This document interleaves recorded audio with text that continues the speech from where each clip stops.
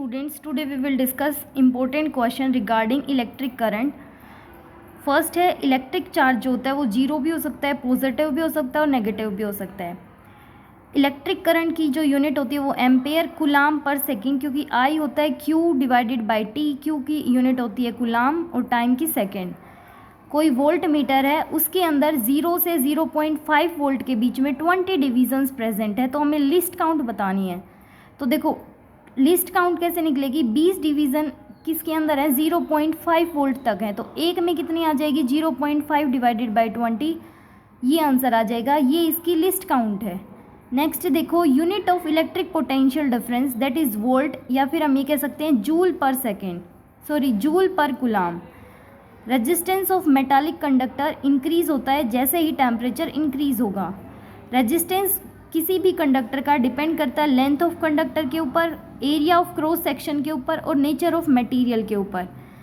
Next देखो device that help to maintain the potential difference between two points of conductor that is cell. जो ammeter होता है उसको series में connect किया जाता है और जो वोल्ट मीटर होता है उसको पैरेलल में. एमीटर करंट को मेज़र करता है, वोल्ट मीटर पोटेंशियल डिफरेंस को बताता है.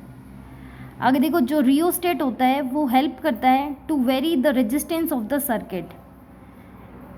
इलेक्ट्रिक पावर की यूनिट है वोल्ट एम्पेयर. नेक्स्ट क्वेश्चन है a current of 1 ampere is drawn by filament of an electric bulb. Now number of electron through the cross section of filament 16 second. अगर 1 ampere का current किसी filament से draw किया जाता है तो 16 second के अंदर कितने नंबर ऑफ इलेक्ट्रॉन पास हुए हैं. तो देखो हमें पता है चार्ज के फॉर्मूले होते हैं दो, Q equals to I T, Q equals to N E. दोनों को इक्वल पुट करेंगे, यहाँ से n की वैल्यू निकल आएगी.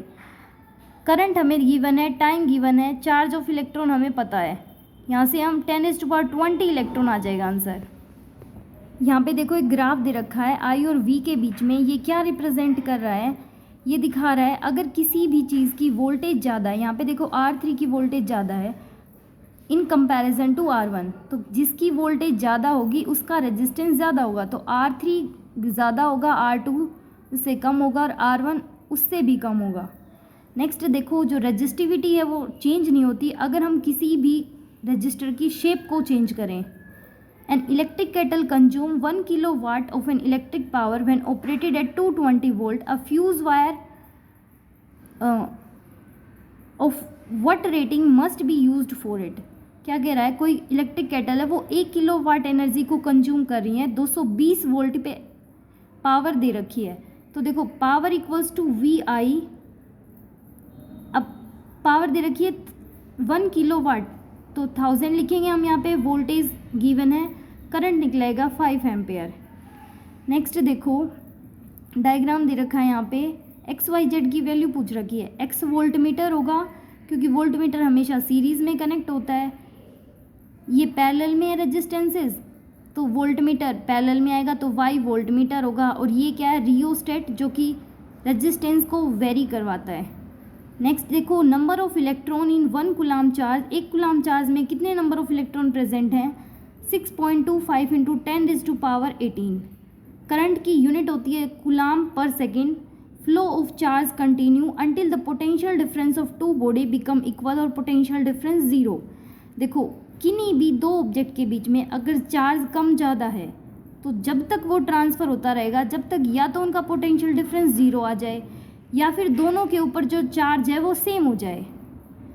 आगे देखो नेगेटिव पोटेंशियल हम तब बोलेंगे जब वर्क जो है वो किया जाएगा ऑन द चार्ज बॉडी, और पॉजिटिव पोटेंशियल तब बोलेंगे जब चार्ज बॉडी की हेल्प से काम किया जाएगा. आगे देखो पोटेंशियल डिफरेंस, करंट, रेजिस्टेंस और रेजिस्टिविटी, इनकी जो क्वांटिटी हैं ये सारी, ये स्केलर क्वांटिटी हैं. आगे देखो potential difference between terminals of a cell. जब कोई भी करंट फ्लो ना हो रहा हो उसको हम कहेंगे इलेक्ट्रोमोटिव फोर्स. क्या कह रहा है, मान लो किसी भी सेल के अंदर करंट फ्लो नहीं हो रहा तो वहाँ पे जो पोटेंशियल डिफरेंस होगा उसको हम कहेंगे इलेक्ट्रोमोटिव फोर्स. आगे देखो स्लोप जो होगा वी आई के ग्राफ में वो हमेशा रेजिस्टेंस को रिप्रेजेंट करेगा. रेजिस्टिविटी की यूनिट होती है रो, जिसको हम ओम मीटर के नाम से जानेंगे. इस फॉर्मूले से हम इसको कैलकुलेट कर सकते हैं. रेजिस्टिविटी डिपेंड करती है नेचर ऑफ मटेरियल के ऊपर, टेम्परेचर के ऊपर, लेंथ के ऊपर नहीं करती, ना ही एरिया ऑफ क्रॉस सेक्शन के ऊपर करती है. आगे देखो, जो कंडक्टर होते हैं उनकी रेजिस्टिविटी लो होती है। नाइक्रोम जो है उसकी हाई रेजिस्टिविटी है, हाई मेल्टिंग पॉइंट है, ना ही ये ऑक्सीडाइज होता अगर ज़्यादा टेम्परेचर हो जाए तब। टंगस्टन की लो रेजिस्टिविटी होती है, मेल्टिंग पॉइंट हाई होता है, नियरली अबाउट 3380 डिग्री सेल्सियस है, जो कि ऑक्सीडाइज हो जाता है अगर ज़्यादा टेम्परेचर हो जाए तो। आगे देखो, टिन और जिंक जो कि फ्यूज़ वायर बनाने में यूज़ किए जाते हैं। फ्यूज़ वायर हमेशा लाइव वायर के साथ सेटअप किया जाता है, जो कि फ्यूज़ वायर किस लिए यूज़ किए जाते हैं, शॉर्ट सर्किट और ओवरलोडिंग से प्रिवेंट करने के लिए। हमेशा सीरीज़ में कनेक्ट किए जाते हैं, जिनकी लो रेजिस्टिविटी और लो मेल्टिंग पॉइंट होता है। देखो, high resistivity high melting point तो नाइक्रोम के हैं, टंगस्टन में लो रेजिस्टिविटी और हाई मेल्टिंग पॉइंट है, और इसमें क्या है, दोनों चीज़ें लो हैं।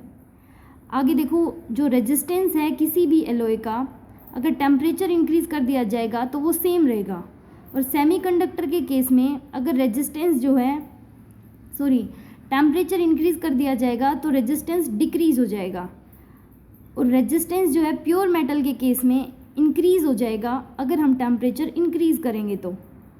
जो एलॉय होते हैं उनका हाई रेजिस्टेंस होता है in comparison to their pure metal. Example है ये एलॉय के यहाँ पे नाइक्रोम, मैंगनीन और कॉन्स्टेंटन। ये है MCB, जिसको हम यूज़ करते हैं in the place of fuse. Miniature circuit breakers बोलते हैं इनको। ये ऑटोमेटिकली वर्क करती हैं, अगर ज़्यादा करंट फ्लो हो जाएगा तो ये काम करना बंद कर देंगी, आगे करंट सप्लाई नहीं हो पाएगा। आगे देखो, पावर जो होती है इनके रिलेशन है P = I²R, P = V²/R, P = VI। High power rating अगर किसी भी ऑब्जेक्ट के अंदर है तो इसका मतलब है कि उसके पास स्मॉल रेजिस्टेंस है। अगर मान लो 100 वोल्ट का है और एक 200 वोल्ट का है, तो 200 वोल्ट के पास लेस रेजिस्टेंस होगा। अगर इसका मतलब क्या है कि पावर ज़्यादा है इसकी, तो जिसकी पावर ज़्यादा होगी वो स्मॉल रेजिस्टेंस को कंटेन करेगा, और रेजिस्टेंस स्मॉल है इसका मतलब क्या है कि करंट ज़्यादा है सेम वोल्टेज के ऊपर। आगे देखो, किलोवाट आवर जो कि कॉमर्शियल यूनिट है इलेक्ट्रिकल एनर्जी की। किलोवाट आवर को हम BOT के नाम से भी जानते हैं, जो कि बोर्ड ऑफ ट्रेड यूनिट के नाम से जाना जाता है। 1 किलोवाट आवर 3.6 × 10⁶ जूल होता है। इसी को हम 1 वोट के इक्वल बोल सकते हैं, या फिर हम ये कह सकते हैं 1 unit of electrical energy. Thank you.